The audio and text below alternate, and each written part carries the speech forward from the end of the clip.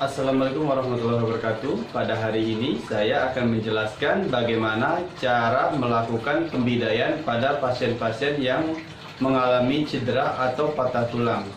Di sini saya akan melakukan pembidayaan menggunakan yaitu kayu atau bisa juga digunakan menggunakan kardus.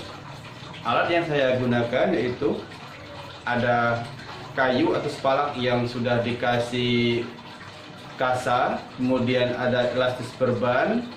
Kemudian di sini juga saya akan menggunakan kasa untuk pembalut dan spala kecil untuk melakukan pembidayaan pada fraktur jari. Oke teman-teman, apabila dalam keadaan darurat, bisa di suatu desa atau di perkebunan atau juga bisa di tengah hutan, teman-teman bisa menggunakan yaitu kayu yang ada di sekitarnya atau apapun itu yang bisa untuk memfiksasi atau bertujuan untuk mengurangi pergerakan pada fraktur itu sendiri. Untuk itu, mari kita saksikan aja video berikut ini.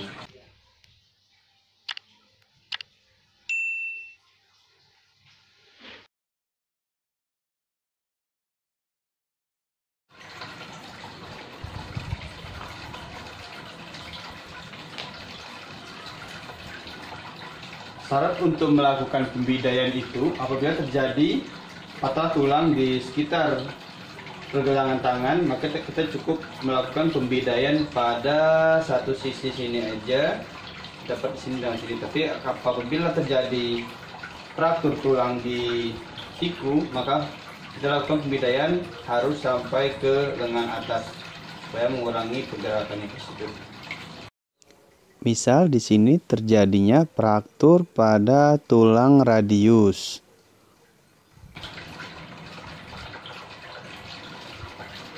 Lakukan perlahan.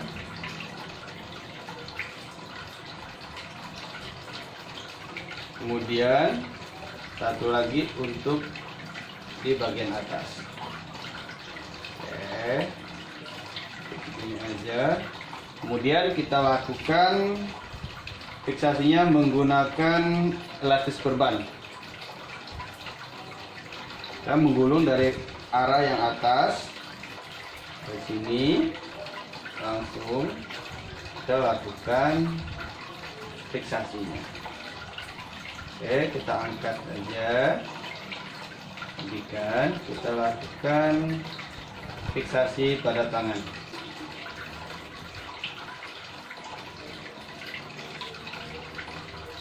Ya, bisa kita angkat.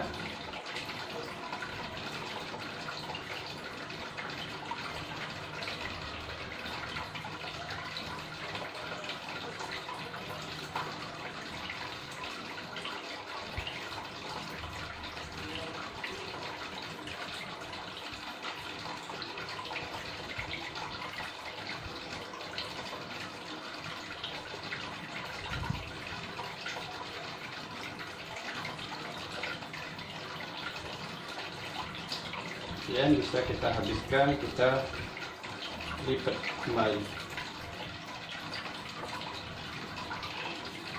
Ya.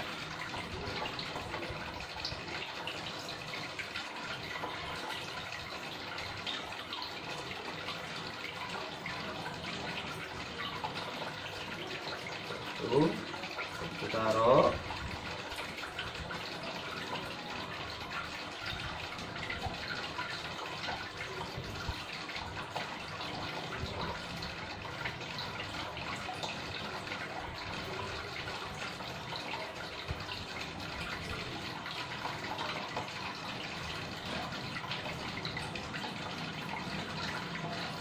Setelah kita lakukan pembidayaan, hal yang harus kita lakukan yaitu kita cek di ujung jari pasien, terpencet apakah darahnya kembali dengan cepat atau tidak.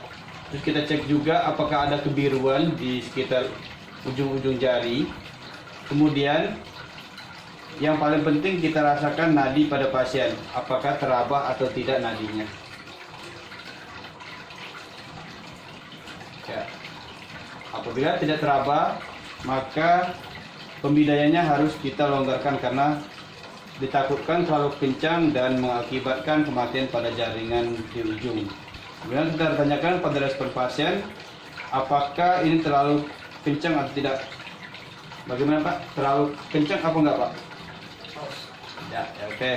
Sini kita melihat juga kenyamanan pasien, karena apabila terlalu kencang ini akan membendung aliran darah ke ujung.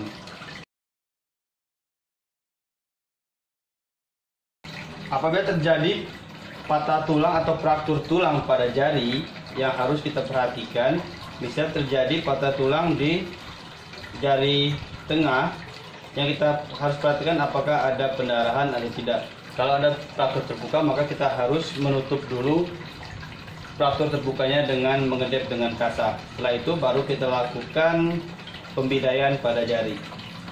Pada saat kita tidak menemukan spalak atau kayu atau kasa seperti ini, yang perlu kita lakukan hanya menempelkan jari tengah ke jari satunya. Bisa ke telunjuk atau bisa ke satunya. Kita harus memfiksasikan keduanya supaya tidak terjadi pergerakan. Akan tetapi kalau ada spalak di rumah atau kita menemukan kayu di sekeliling kita menggunakan kayu aja seperti ini.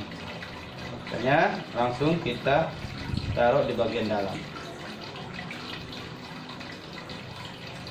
Ya, setelah itu kita lihat kayak gini.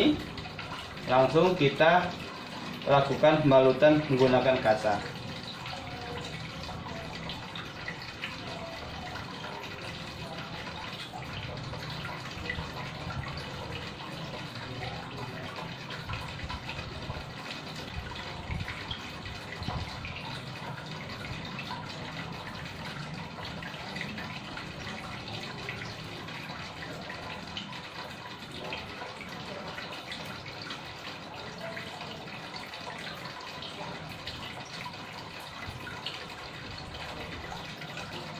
Kita bisa menggunakan popor saja di bagian sisi. Oke, setelah kita lakukan pembidayaan, yang perlu kita perhatikan juga, kita lakukan pengecekan pada ujung-ujung jarinya, apakah terdapat kebiruan atau tidak. Kemudian kita cek juga darahnya kembali dalam waktu cepat atau tidak. Kemudian kita tanyakan ke pasiennya apa terlalu kencang atau tidak. Oke, itu saja untuk peragaan pelaku pembidayaan pada hari ini.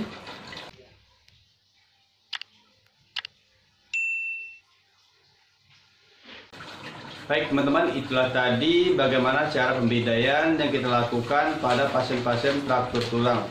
Ada beberapa hal yang harus kita perhatikan, yaitu seperti melakukan pembidayaan pada dua sisi dan dua sendi. Kemudian yang harus kita perhatikan pada pembidayaan itu, apabila terjadi fraktur terbuka, kita harus melakukan pengedepan atau penghentian darah yang ada di sekitar fraktur tersebut sebelum kita lakukan pembidayaan itu.